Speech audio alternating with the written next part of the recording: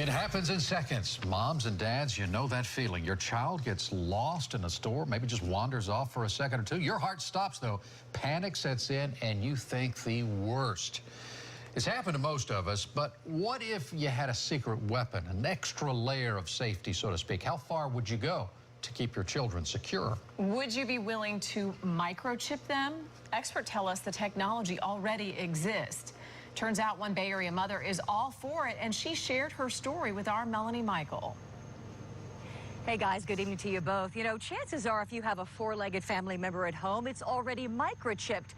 And if the technology exists to save Fido in an emergency, what about microchipping your child? Before you say, no way, I would never do that, hear one mom's story. It's the longest 2 seconds of your life, and it's absolute panic. I want my son back. We've seen it in movies. Is that my daughter? Over and over again, children gone missing. It's terrifying. For Stephanie Rodriguez-Neely, life is busier than ever, with 4 children, including a newborn.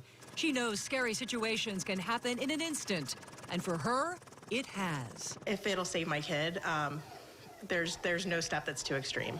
Stephanie's teenage daughter is a special needs child, prone to wander off and trust strangers. For that very reason, Stephanie wholeheartedly welcomes microchipping a child. If a small chip the size of a grain of rice could have prevented a tragedy, I think most parents, hindsight would have said, I wish I would have done it.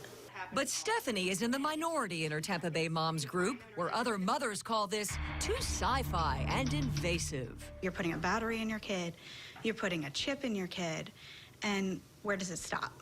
Turns out the technology to microchip your kids has existed since the early 90s, but hasn't really caught on. Is it a little too science fiction for you? Very much so. A well-known technology expert out of Boston tells us microchipping poses little to no health risks and would act as a barcode of sorts. Without question. It could save a life, reunite a family, find a missing Alzheimer's patient. I always tell people, as long as you're doing what you feel is best for your child, you're not really wrong. And guys, this is what we're talking about, the microchip. I don't know if you can see it in my hand. It's the size of a grain of rice, very, very small. And the expert that we spoke with actually tells us that barcodes were introduced in the late 1960s. And back then, people thought, this is way too invasive and too weird. And now barcodes are so commonplace that we don't even think about them anymore. The expert tells us this will happen sooner rather than later. Well, and Mel, you said that the technology's been around since the 90s or whatever, but I mean, have companies actually tried this? That's a different scenario. Two of them, as a matter of fact. Both of those companies ended up going defunct. They tried initial public offerings. It did not go through, but you can bet somewhere, someday, someone is going to pull this off, and we could see those microchips in everyone. That's interesting to think about. Melanie Michael live in Tampa. Thank you for that report.